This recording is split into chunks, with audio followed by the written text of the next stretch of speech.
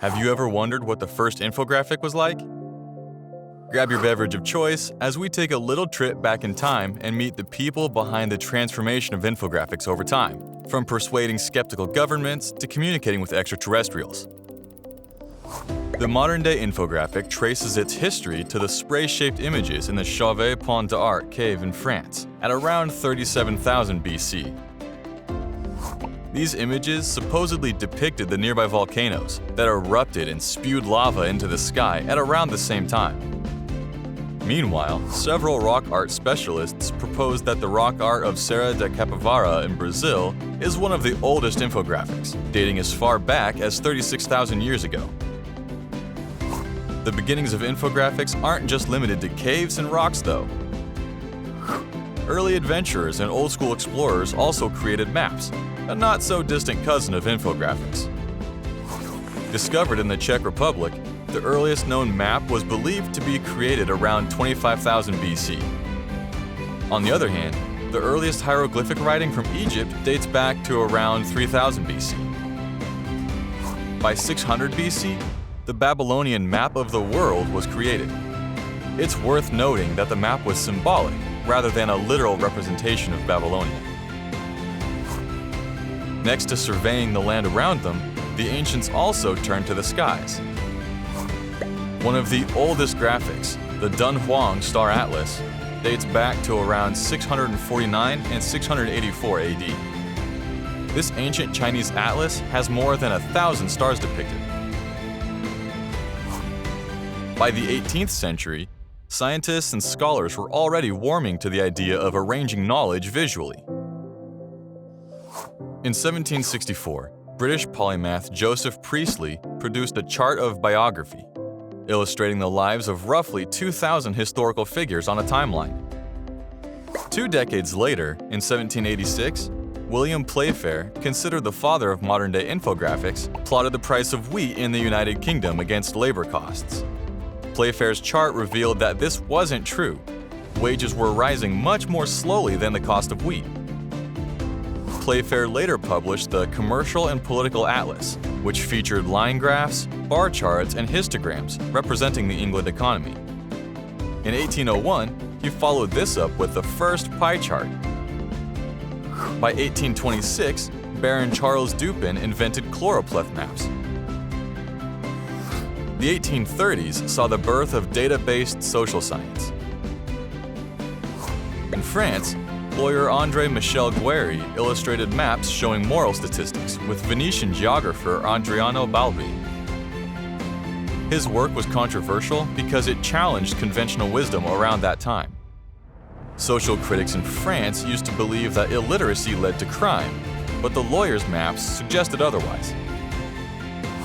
In 1854, when cholera ravaged London, physician John Snow mapped out cholera incidences in the city when he noticed a large cluster around the water pump on Broad Street. His visualization helped convince the city council to close the area around the pump. 3 years later, in 1857, English nurse Florence Nightingale used the coxcomb chart to persuade Queen Victoria to improve military hospital conditions. Her graphic highlighted the number and causes of deaths during each month of the Crimean War.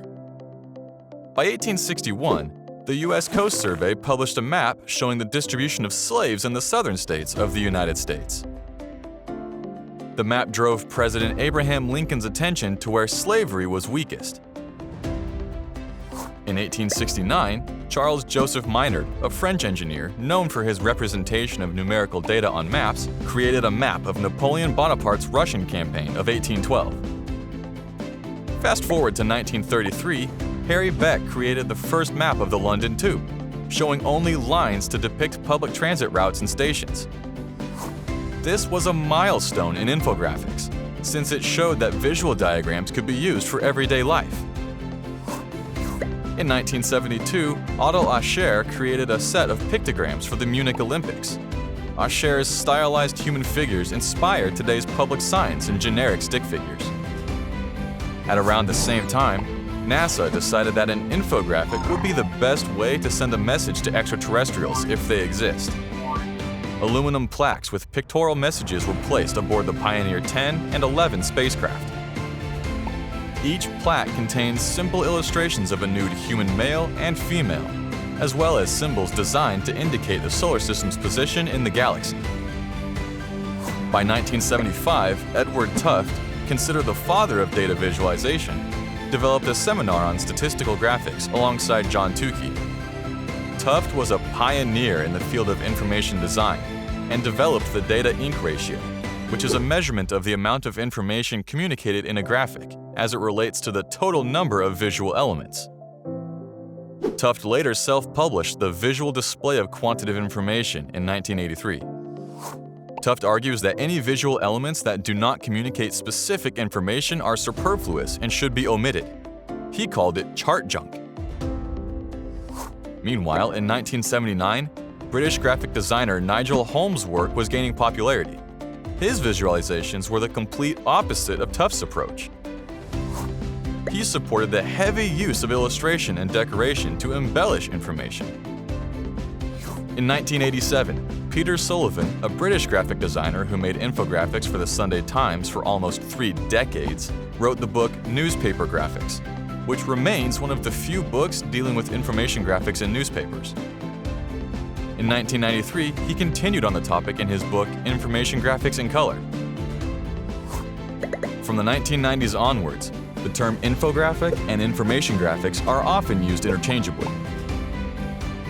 According to the book Infographics, The Power of Visual Storytelling, the infographic of modern times uses visual cues to communicate information. For the book authors, there is no threshold at which something becomes an infographic. An infographic can range from a simple road sign of a man with a shovel that lets you know there is construction ahead, or as complex as a visual analysis of the global economy. With that said, infographics are some of the most versatile pieces of content out there today. Educators use them to teach different subjects. Employees use them for business reports. And marketers create infographics for lead generation.